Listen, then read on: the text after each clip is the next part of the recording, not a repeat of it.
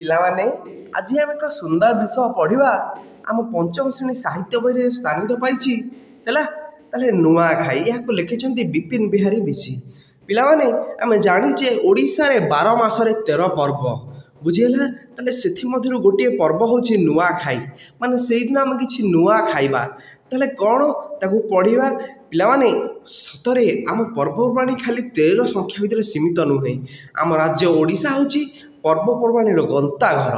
ଏହା ବ୍ୟତୀତ ଆହୁରି ଅନେକ ପର୍ବ ଆନନ୍ଦର ଉତ୍ସାହର ସହ ଆମେ ମଧ୍ୟ ପାଳନ କରୁଥାଇ, ଯାହାକି ଆମର 13 ପର୍ବରେ ନଥାଇଲେ ମଧ୍ୟ। ତାହେଲେ ମାନବ ଜୀବନ ହେଉଛି ଜଞ୍ଜାଳମୟ ଓ ବିଷାଦଗ୍ରସ୍ତ। ଜୀବନରୁ ମନରୁ କ୍ଳାନ୍ତି ଦୂର କରିବା ପାଇଁ ଏବଂ ଜୀବନକୁ ସରସ ସୁନ୍ଦର ଓ କର୍ମଚଞ୍ଚଳ କରିବା ପାଇଁ ପର୍ବପର୍ବାଣିର ମୁଖ୍ୟ ଭୂମିକା ରହିଛି। ପର୍ବପର୍ବାଣି ଗୁଡ଼ିକ ମଧ୍ୟରେ ନୂଆଖାଇ ଆମର ଖୁବ୍ ପ୍ରସିଦ୍ଧ। ତାହେଲେ ନୂଆଖାଇ ବିଷୟରେ ଜାଣିବା ଏବଂ ଏହି ପର୍ବ ବିଷୟରେ ପଢ଼ିବା।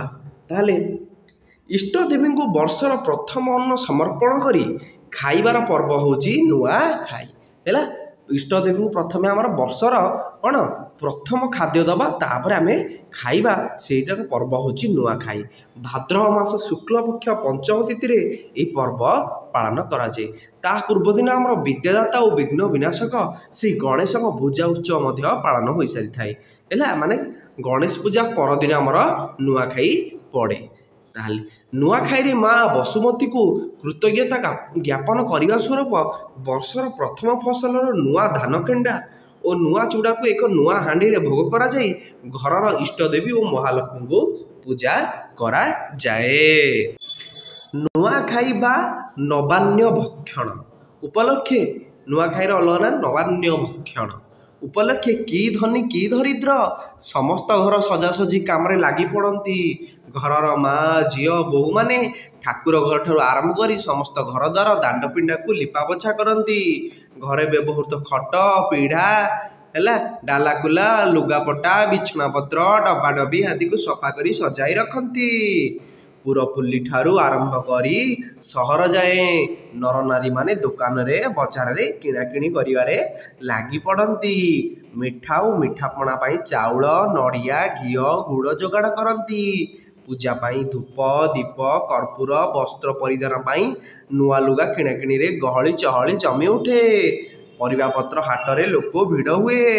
ନୂଆଖାଇ ପୂର୍ବରୁ ଲୋକମାନଙ୍କ ଭିତରେ ଆନନ୍ଦ ଉଲ୍ଲାସ ଭରି ରହିଥାଏ ହେଲା। କେତେ ସୁନ୍ଦର, ସମସ୍ତେ ସେ ସବୁ କ'ଣ ନୂଆ ପିନ୍ଧିବାକୁ ଚାହିଁବେ, ସେଦିନ ନୂଆ ଖାଇବାକୁ ଚାହିଁବେ। ପ୍ରସ୍ତୁତି ଭିତରେ ସମସ୍ତେ ବ୍ୟସ୍ତ ଥିବା ବେଳେ ସେ ଆନନ୍ଦର ଦିନ ନୂଆଖାଇ ଆସି ପହଞ୍ଚିଥାଏ। ସେଦିନ ସୂର୍ଯ୍ୟୋଦୟ ପୂର୍ବରୁ ସମସ୍ତ ନରନାରୀ ଶଯ୍ୟା ତ୍ୟାଗ କରି ନିତ୍ୟକର୍ମ ସାରି ଦିଅନ୍ତି ହେଲା। ସମସ୍ତେ ଜଲ୍ଦି ଉଠି ଉଠି ତାଙ୍କ ନିତ୍ୟକର୍ମ ସାରି ଦିଅନ୍ତି। ସଫା ଲୁଗା ପିନ୍ଧି ପୂଜା ସାମଗ୍ରୀ ସଜାଡ଼ି ରଖନ୍ତି। ଘରର ମୁଖିଆ ନୂଆ ଲୁଗା ପରିଧାନ କରି ପୂଜା ପାଠରେ ଯାଇକି ବସନ୍ତି। ସମସ୍ତେ ନୂଆ ଲୁଗା ପିନ୍ଧନ୍ତି। ପିତୃପୁରୁଷଙ୍କୁ ପିଣ୍ଡଦାନ ପରେ ନୂଆ ଧାନ କେଣ୍ଡା ଓ ଚୂଡ଼ା ପିଠାପଣା ଦେବାଦେବୀଙ୍କୁ ସମର୍ପଣ କରି ପୂଜା କରାଯାଏ। ଧୂପ, ଦୀପ, ଚନ୍ଦନର ଓ କର୍ପୂର ବାସ୍ନାରେ ଘର ପୁରା ମହକି ଉଠୁଥାଏ। ଶଙ୍ଖ, ହୁଳହୁଳି, ଘଣ୍ଟା ନାଦରେ ଘର ଓ ଅଗଣା ଦୁଲିକି ଉଠେ। ପୂଜା ଶେଷରେ ଘର ସମସ୍ତ ଗୋଟିଏ ସ୍ଥାନରେ ବସନ୍ତି।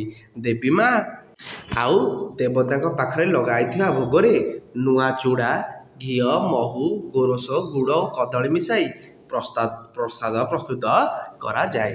ସମସ୍ତେ ପୂର୍ବ ଦିଗକୁ ମୁହଁ କରି ବସି ପତ୍ରର ଚଉତିରେ ବଢ଼ା ହୋଇଥିବା ଏହି ପ୍ରସାଦକୁ ସେବନ କରନ୍ତି।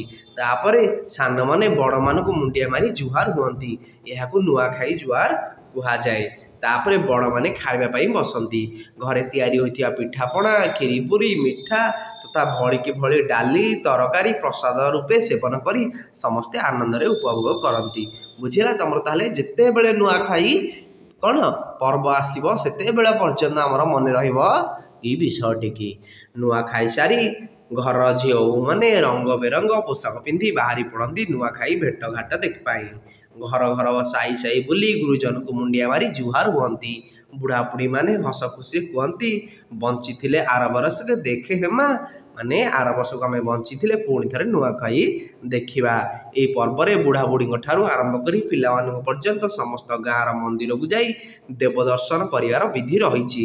ଖରିଫ ଓ ରବି ଫସଲ ଉତ୍ପାଦନ ବଢ଼ୁ ଏବଂ ସଂସାରରୁ ଅନ୍ନ କଷ୍ଟ ଦୂର ହେଉ, ବୋଲି ଠାକୁରଙ୍କ ପାଖରେ ପ୍ରାର୍ଥନା କରାଯାଏ। ବୁଝିହେଲା କେମିତି ଆମର ଉତ୍ପାଦନ ଧାନ ଗହମ ହେଲା ସବୁ ଉତ୍ପାଦନ ବଢ଼ିବ ଏବଂ ଆମର ଅନ୍ନ ଖାଦ୍ୟର କଷ୍ଟଟା ଦୂର ହେଉ। ସବୁବେଳେ ଆମେ ଖାଦ୍ୟ ମା ଆମକୁ ଖାଦ୍ୟ ଦେଉଛନ୍ତି ନା। ସଞ୍ଜ ନଈ ଆସିଲେ ଖେଳକୁଦ ମଉଜ ମଜଲିସରେ ସମସ୍ତେ ମଜିଯାଆନ୍ତି। ଘୁମୁରା ନାଚ ଭଜନ କୀର୍ତ୍ତନ ନାଟ ତାମସା ଓ ଖିଆପିଆରେ ଲୋକେ ନିଜକୁ ହଜାଇ ଦିଅନ୍ତି। ବିଶେଷ କରି ଆଦିବାସୀ ସମ୍ପ୍ରଦାୟ ଲୋକଙ୍କ ନାଚ ଗୀତ ଓ ବାଦ୍ୟ ବେଶ୍ ଆନନ୍ଦଦାୟକ ହୋଇଥାଏ। ସେମାନେ ଏହି ପର୍ବକୁ ଉତ୍ସାହ ଓ ଉଦ୍ଦୀପନା ମଧ୍ୟରେ ପାଳନ କରିଥାନ୍ତି। ନୂଆଖାଇ ଏକ ସାମାଜିକ ଓ କୃଷିଭିତ୍ତିକ ପର୍ବ ହେଉଛି। ଏହି ପର୍ବ ପାଳନ ଫଳରେ ନୂଆ ଫସଲ ଅମଳ ପାଇଁ କୃଷକ ମନରେ ଆନନ୍ଦ ଓ ଉତ୍ସାହ ବଢ଼ିଥାଏ। ଏ ପର୍ବ ଉପଲକ୍ଷେ ଯିଏ ଯେଉଁଠି ଥାଆନ୍ତୁ ନା କାହିଁକି ଆଗରୁ ଆସି ଘରେ ପହଞ୍ଚିଥାନ୍ତି। ଏହି ପର୍ବର ବିଶେଷତ୍ୱ ହେଲା ଏହା ଜନସାଧାରଣଙ୍କୁ ସାମାଜିକ ବନ୍ଧନର ଗୁରୁତ୍ୱ ଶିଖାଇଥାଏ। ବ୍ୟକ୍ତି ବ୍ୟକ୍ତି ମଧ୍ୟରେ ମାନବିକତା ଓ ଭ୍ରାତୃତ୍ୱ ଭାବନା ସୃଷ୍ଟି କରିଥାଏ।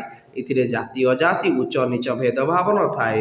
ସମସ୍ତଙ୍କ ମନରୁ ବାଦ ବିବାଦ ମାନ ଅଭିମାନ ରାଗରୁଷା ଅପସରି ଯାଇଥାଏ। ଆମର ବ୍ୟକ୍ତିଗତ ଓ ସାମାଜିକ ଜୀବନ ସଦ୍ଭାବନାରେ ପୂରି ଉଠେ। ଆମର ଧର୍ମ ସଂସ୍କୃତି ଓ ପରମ୍ପରାକୁ ଠିକ୍ ବାଟରେ ପରିଚାଳିତ କରିବାର ଏହା ହେଉଛି ଏକ ବିଶେଷ ସହାୟକ ହୁଏ। ବୁଝିହେଲା।